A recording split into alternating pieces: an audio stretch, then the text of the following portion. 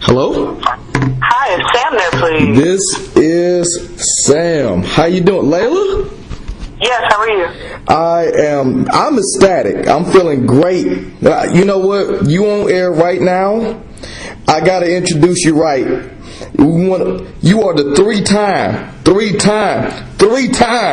Grammy Award winning Miss Lalah Hathaway. That's how we do it. Good morning. Good morning. Thank you so much for calling into the podcast. As you can tell, myself, we are big fans here at Sam Show Nation of all of your work. I'm freaking out right now, but I'm trying to keep it professional since we live. But this is awesome. Oh, good. I'm glad. And you are no stranger to the D. You're gonna be here in Detroit very soon at Shane Park, the 24th. Yes. And this is this is the live. You're promoting the live album, Live and in Tour, and after listening to this album, honestly, it's the closest thing. As a guy who's seen you live many times, it's the closest thing to having you live without actually being there. You could virtually smell the popcorn. So. Oh, absolutely. That was the whole intent, was to be able to present something that everybody might not have the opportunity to see. Oh, but I mean, even the latest cut, Mirror, that we played at the top of the podcast. I mean, I like how you said not the opportunity to, because you don't have a lot of live records these days. It's just usually, right. You missed that. Growing up, there were a lot of live records. There were a lot of bands and people that went on the road, and after a few months of touring, would make a record that reflected what they had been doing on the road. And so that was definitely the way that a lot of bands did it in the past. I know, and you struck that chord, and it takes you back to, like, honestly, made me want to see you live again after hearing that. Wonderful. Good. Come on through. I will be there. Like, you can probably hear the smile on my face right now.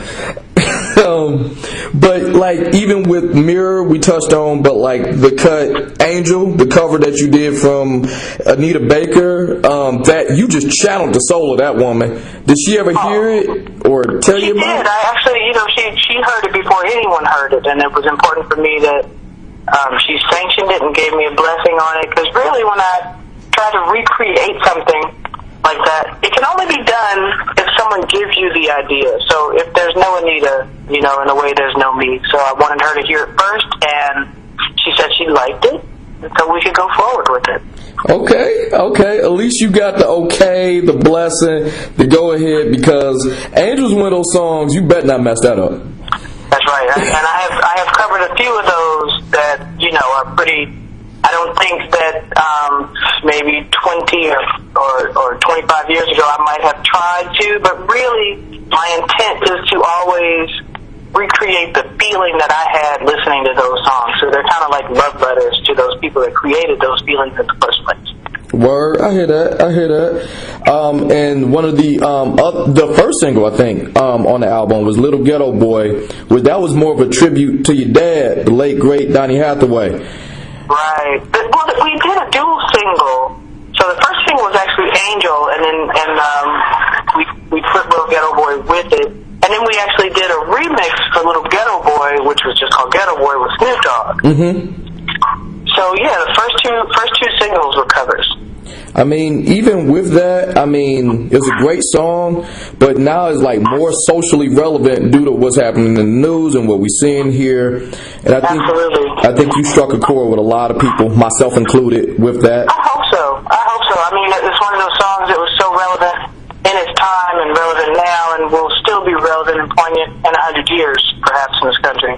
I mean, technically, if you think about it, social relevance aside, the whole live album is kind of a tribute, right? I think, didn't you record that Absolutely. The same place your dad did?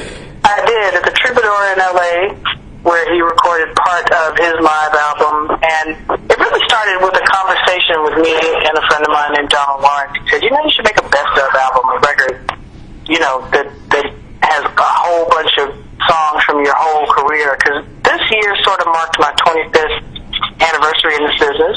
Mm-hmm. And as I started putting it together and realizing, maybe I should make it live, then I realized I had to do it at Troubadour.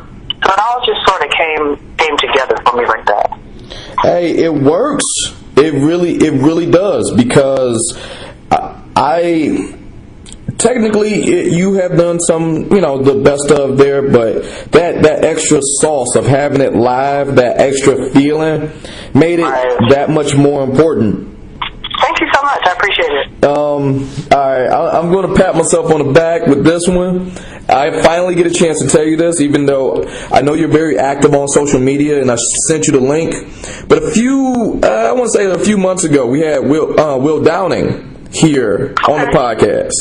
Okay. And he made it. He said, whatever strength I got in this internet, whatever strength I got, make sure you, Lalah Hathaway, you hear it. He said if he ever wanted to work with another artist, ever, is you. And I just said, well, Will, I'll do what I can. And lo and behold, y'all have a few shows on tour. And we've been on tour for years and years and years. Will is pulling your leg. I see him at least 2 or 3 times a year, and we do shows together and hang out and laugh and eat food together. So he's definitely a dear friend of mine from way back.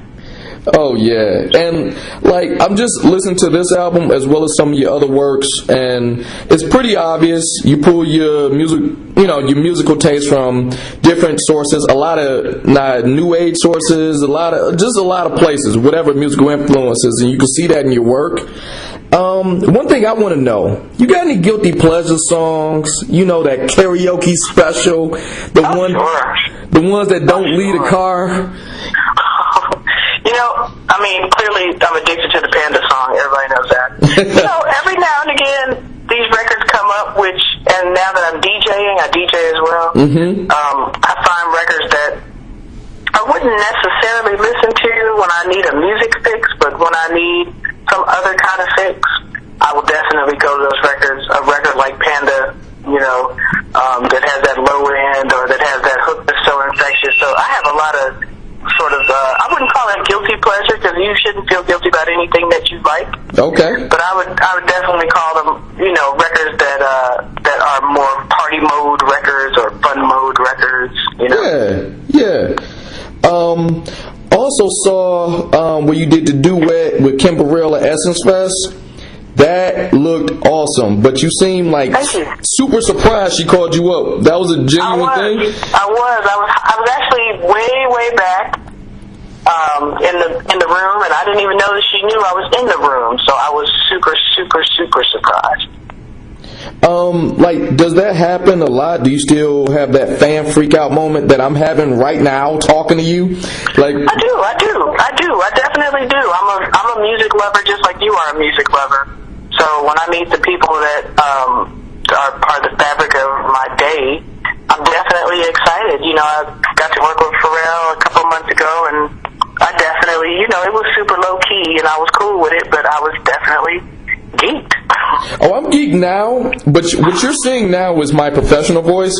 But the second you hang up that phone, I'm going to walk to the car or do a victory lap or something, because this is crazy. I appreciate it.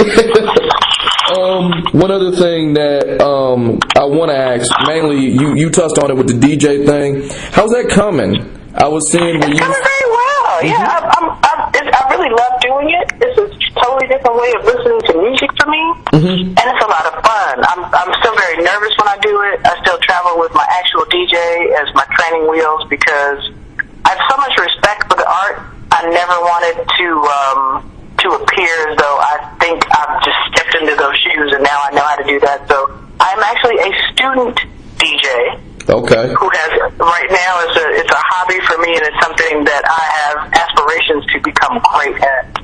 Okay. So yeah, it's my new passion. Okay. I can't wait to hear the Lalah Hathaway DJ cuts probably in the near future. Absolutely. But one thing you said, hobby, and I got to touch on this because this is the only thing me and you have in common. We're both gamers. Oh, yeah. Now, I've heard in a lot of interviews that you're a big-time gamer. You're very partial to Halo. I'm not challenging you. I'm not. I want to make that plain. You know what? I like Halo, but really, my thing is sort of the more Japanese RPG games, like Final Fantasy 15 is coming out. Are you hype about that too? I'm super hype about it. I watched the whole press conference about it. I'm one of those people that owns the soundtrack to the game and has the figurines, and my friend Russell Taylor gave me this beautiful book with all the artwork from the games, and I've been playing those since the 80s when they so I'm very excited about Final Fantasy. Miss Hathaway, you have just became 2 degrees more cooler because you threw out that Final Fantasy, especially. I'm so hyped about 15. You got Aaron Paul doing voices, Florence from Florence and the Machine doing the theme. I really can't wait, and honestly, I've been waiting for so long for the last update, and then they did that online game, which I hated. And so, I definitely, sometimes when I'm buying games anymore, I feel kind of disenfranchised because everything is like a shooter or a zombie game, and I'm kind of tired of them. So I miss all the good games. It's hot right now for shooters, but like I'm starting to get tired of it myself. I can only have so many Call of Duties. I can only have so many Halos. But so a good Final Fantasy is going to clean the slate, especially this one with the movie. If you bought the deluxe one, that's what I got reserved at GameStop. That's with me too. With the anime and the CG movie. Oh, it's going to be really awesome, and I'm going to be in my house for approximately 2 weeks without the phone on. Okay. And, I didn't think I was going to go down this road, but I have a follow-up question to that. Your tour ends around the time of Final Fantasy drops. Yeah. Was that done by mistake or just a happy clearly, I just saw the release date on it yesterday. So, it's gonna arrive at my house, and it's gonna sit here until I get off tour, and I'm gonna come home and I'm gonna get back involved. Okay, so it was just a happy accident. Absolutely. Okay. Speaking of the tour, like I said, you're coming to Shane Park. You got much love in the D. You're going to see a hyperactive me somewhere in the crowd. You got any fond memories of Detroit or just come and perform here? Yeah. Detroit is, one of the great cities. I'm from the Midwest, and so I have a lot of love. Chicago, you can say it. Absolutely. From Chicago, and Shane Park is one of those places I've played many, many times. I have fought off many, many mosquitoes at Shane Park. Yes, you have. And we look forward to getting back there. Okay, so like that. I remember one time you were at the Fox, which seemed kind of odd. It was a while ago. I want to say. Probably the 90s, probably with Gerald Albright or Joe Sample. No, it was a little later than that. I think it was around 2004. And what you don't know, the conversation with me and my co-host we were having, I went to that concert, and you did for Forever, for Always, for Love, which is one of my top favorite songs, easily top 5 of yours. And like you were getting off the stage, and you start blowing kisses and saying bye and all that other good stuff. And I don't know if you remember this. I'm not forcing you to remember this. But there was a little impish hype, super hype man for an inappropriate song to be hype on. And you blew that impish like man a kiss. And he was patting himself on the back, and he was quiet for the rest of the show. Do you remember that? No. Okay, good. No, not at all. Okay. Well, not even a little. Okay. I'm just saying that impish man was me, and I was. Not impish. Yeah. I'm just patting myself on the back, like, she did that to me, right? And no one believed my story, which they shouldn't have. But it's always a pleasure to talk to you. I know you got to get out of here. I'm very thankful that you called into the podcast. I got one more question. Well, technically it's a 2-parter. You said it. You've been doing this for 25 years, which don't seem like 25 years. You look 25, if you ask me. But is there anything else? I know you talked about DJ. I know you talked about work. Is there anything else that you would like to accomplish? Somebody you want to work with? Oh, sure. Anything off the top of the head? My friend Terry Lynn Carrington told me in my tour morning, she said, music is just a drop in the ocean. And I was so offended because it was my entire life. But as I grow, I realize there's so many other things that I'd like to try and do, which I generally don't because I'm so in music. I'm going to try to make, this latter half of 2016 into 2017 a time to find things that I also like doing. I'm really into comedy, really into acting. I'm DJing, like I told you. I would like to do some voiceover work. There's a lot of things I'm really interested in trying to do, and I'm really looking forward to getting into the next record, whatever that's going to be. I'm down with that. Like you said, voiceover work, you end up in Final Fantasy. I'm picking your character. Listen, that would be a dream come true. Oh, that's what I'm talking about. Put it out there. Yeah, absolutely. Hey, absolutely. Square Enix, if you're listening, Lalah Hathaway would like the voice, any character. I should just tweet them today and just see what happens. Go. Do it. I'll retweet it. I'm going to do it. All right, go ahead. And lastly, you've been here for quite some time. Last question. Do you have any advice for any of the newcomers? There's a lot of people listening probably want to know what it is to be in the business. Any advice you could give to up-and-comers? The interesting thing is that this business changes so much. When people ask me about business advice, I always say, really, if you have business advice, why don't you give it to me? My advice is more about how to be a good musician and how to remain a student of music, because that's the thing that's really going to feed you and be your passion. You have to just make sure that music is your passion, because the business part of it changes so much and evolves. No one can really give you sound business advice because it changes. Every day it's changing. And everyone's path is different. So what works for me may not work for everybody. In the 80s, you could give someone a cassette and they would sign you to a 6-album. I mean, there's just things unheard of anymore. So now you live in a world where you can create a record on a phone and put it on iTunes in a day. It's a whole different world. So my suggestion is to make sure that it's your passion and that you want to do it, whether you make money or not, and follow that path. I get that. And this is coming from a woman who's calling into a podcast. So, yeah, you got a point right there. 10 years ago, this didn't exist. Yeah, exactly. Everything is changing. Everything is evolving. Oh, well, Ms. Hathaway, thank you so much for just calling into the podcast. I can't wait to see you at Shane Park. Please don't have security kick me out. I'm just excited. You'll see me just amped, which will look weird. Fair warning. Well, thank you so much for your time. Thank you, and just good luck and congratulations and much success in the future. Thank you so much. Thank you so much. Thanks so much, Lalah, for calling in.